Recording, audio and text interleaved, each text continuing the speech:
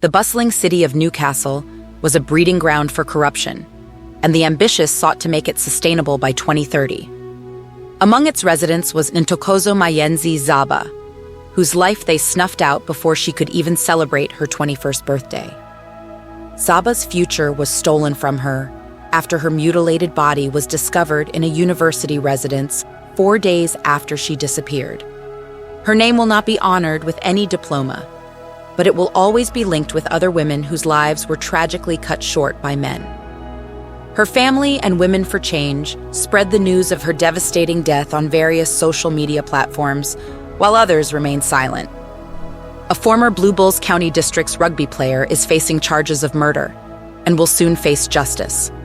Until then, Xaba's voice remains silenced forever, her smile forever extinguished.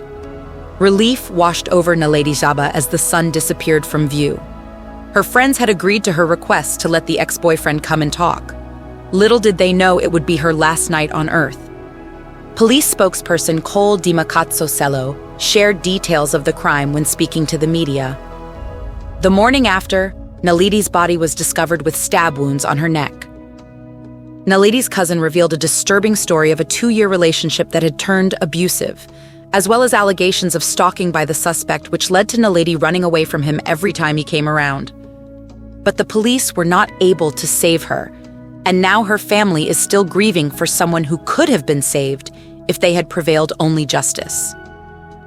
Mayenzi Xaba was a vibrant young woman, full of laughter and ambition, but when her cousin last heard from her, the news she was receiving made her heart sink.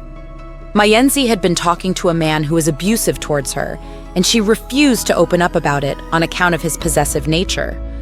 Her cousin later found her beaten and stabbed in her bed with blood dripping down the door handle.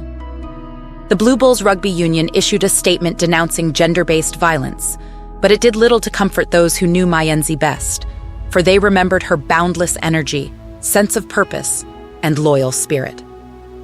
Willem Strauss, president of the Rugby Union, expressed his condolences to the Xaba family and all those affected by her passing. It was an indescribable tragedy that shook the nation to its core. It was an irreparable loss for a family whose dreams of watching their beloved child grow and blossom had been crushed. The world was devastated to hear about such an unimaginable event, where a promising life had been taken away too soon. As we all tried to comprehend this incomprehensible situation, Tshwane University of Technology provided consolation to those suffering unbearable grief, hosting a special memorial service in memory of Ntokozo Mayenzi Xaba.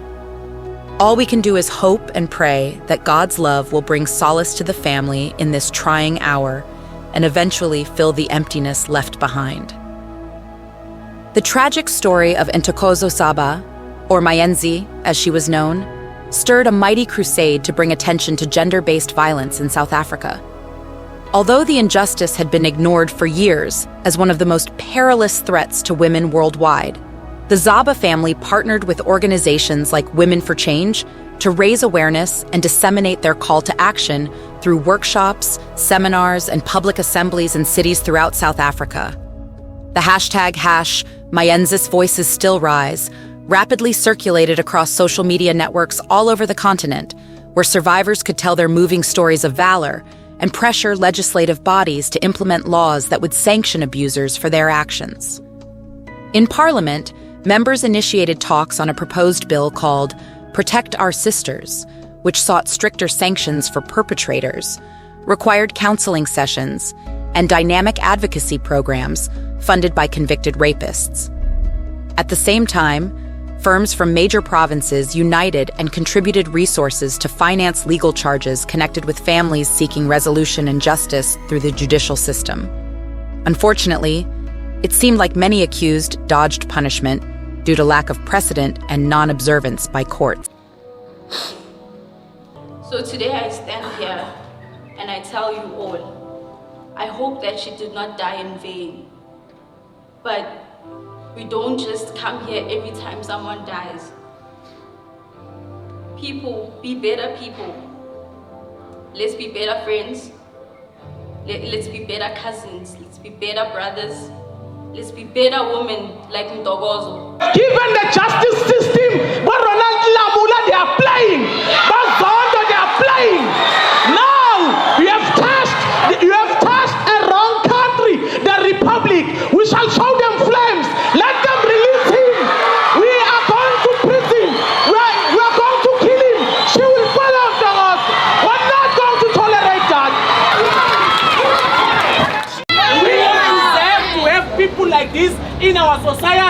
in our academic environment. We don't want such people.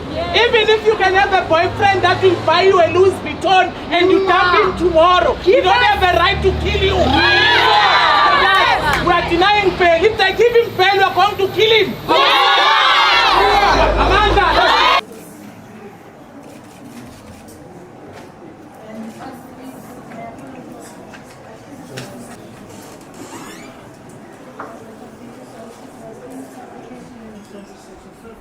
Subsection 6B, at this stage you will remain in custody. Your legal representative will also inform you of your rights to bring a formal application.